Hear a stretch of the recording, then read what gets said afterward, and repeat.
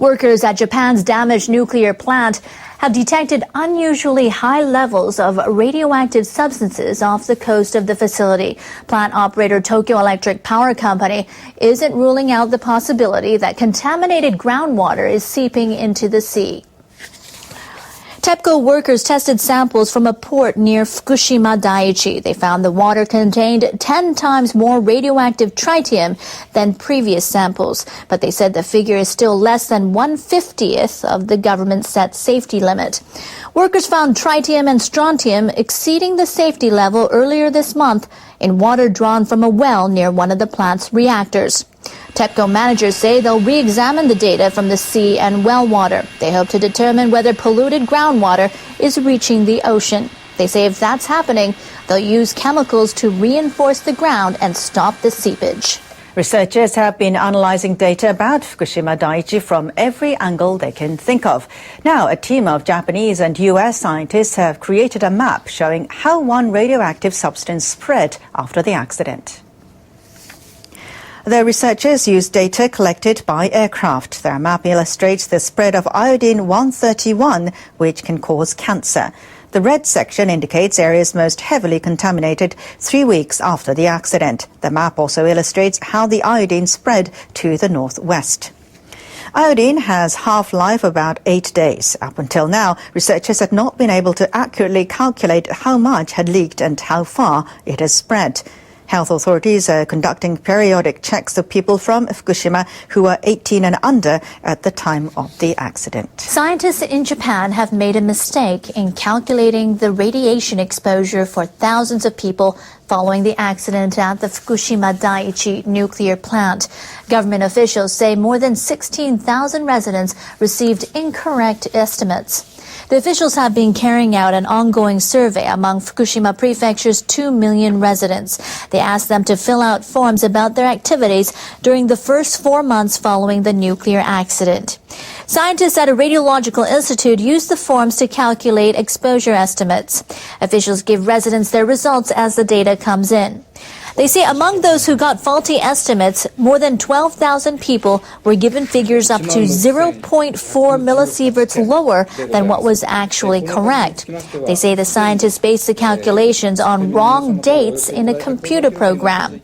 Fukushima officials say even with the correct figures, it's unlikely the estimated dosage would pose a health risk. The annual limit for radiation exposure for the general public in Japan is 1 millisievert. Workers in western Japan have been unloading containers carrying nuclear fuel. It's the first shipment to arrive in the country in more than 2 years since the accident at the Fukushima Daiichi plant. The fuel came from France and is bound for the Takahama power plant off the Sea of Japan coast. It's a mixture of reprocessed uranium and plutonium called MOX. The same type of fuel had powered 4 Japanese reactors, but those facilities were idled after the nuclear disaster. The operator of the Takahama plant wants to use the fuel in one reactor. It's still offline, but officials say they'll seek permission to resume operations when new safety guidelines take effect next month. Executives from the utility that runs Japan's damaged nuclear plant have heard a familiar request from some of the people who hold stakes in their firm. Shareholders for Tokyo Electric Power Company have spoken up at an annual general meeting. They've demanded TEPCO get out of the nuclear energy business now. More than 300 investors called on TEPCO to dismantle all its nuclear facilities. The company owns and operates Fukushima Daiichi.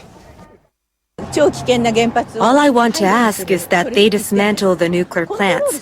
We can't ensure their safety. TEPCO executives said the company has now recorded the loss for 3 consecutive years. They've had to compensate people affected by the accident at Fukushima Daiichi. They say the rising price of fuel has hurt their bottom line too. TEPCO executives told shareholders they have no plans to dismantle all nuclear facilities. They said nuclear energy is essential for a stable supply of electricity. Engineers decommissioning the Fukushima Daiichi nuclear plant may be able to start removing fuel rods from the reactors sooner than they expected. Officials with the government and the plant's operator say they want to speed up the process. The officials got together to approve changes to their roadmap for decommissioning the plant.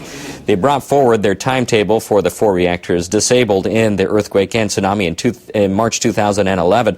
But they warned the work could fall behind schedule because engineers don't know the state of melted fuel inside the reactors. The revised roadmap has different timelines for removing fuel from the number 1, 2, and 3 reactors. Number 4 was offline at the time of the accident. We have a separate plan for each reactor. So, we're ready to make the right decisions. The officials also decided to form an organization to ask people in the region how they think the work should proceed. This